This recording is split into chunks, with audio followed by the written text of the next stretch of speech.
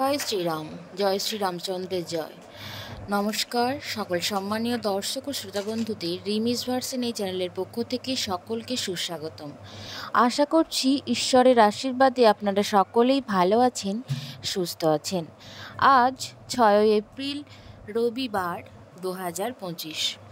আজকের দিনেই সুসম্পন্ন হতে চলেছে রামনবমী। এই দিনে দেবী দুর্গার ও ভগবান রামের সঙ্গে পূজা করা হবে।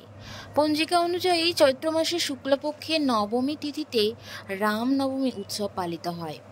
খুব ধুমধাম করে আনন্দ সহযোগে গোটা বিশ্ব জুড়ে অযোধ্যা সহ পশ্চিমবঙ্গের বিভিন্ন প্রান্তে রামনবমী উৎসব পালন করা হয়। এই দিনে দেবী দুর্গার সিদ্ধিদাত্রী রূপের পূজা করা হয়।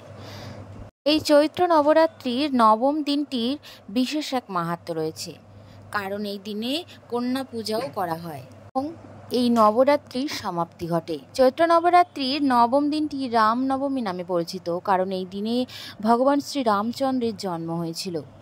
রামনবমীর মতো বিশেষ দিনে উপবাস রেখে পিতৃপুরুষদের তর্পণ করে ব্রতকথা শুনে জল খাওয়ার এক বিশেষ প্রথা রয়েছে। তাই আজকের দিনে অন্তত একটিবার হলেও রামনবমীর ব্রতকথা শ্রবণ করবেন। রাজা দশরথের যৌবনকাল প্রায় শেষ হয়ে এলো, অথচ তার কোনো সন্তান হলো না। বংশরক্ষা হয় না দেখে রাজা দশরথ খুবই চিন্তায় দিন কাটাতে লাগলেন। শেষে তার কুলপুরোহিত বশিষ্ঠদেব রাজাকে বললেন তার স্ত্রীকে সঙ্গে নিয়ে শিবদুর্গার মন্ত্র জপ করতে। এরপর রাজা দশরথ খুব নিষ্ঠার সঙ্গে ওই মন্ত্র জপ করতে লাগলেন। রাজা দশরথের নিষ্ঠা ও ভক্তি দেখে স্বয়ং মহাদেব সন্তুষ্ট হয়ে তাকে দর্শন দিয়ে বললেন, আমি তোমার জপ এবং নিষ্ঠায় খুবই সন্তুষ্ট হয়েছি। তোমার মনস্কামনা নিশ্চয় পূর্ণ হবে।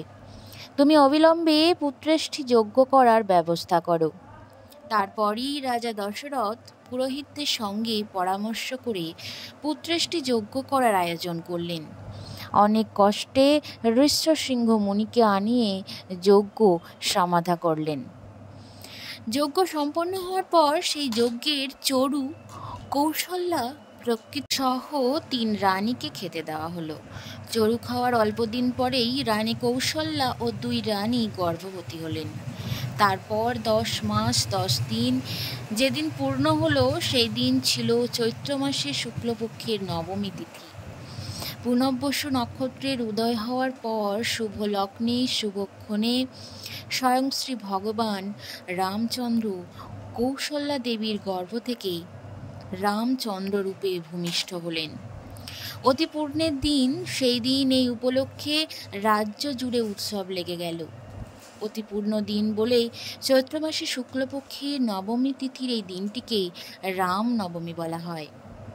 এই ছিল রামনবমী ব্রতকথা।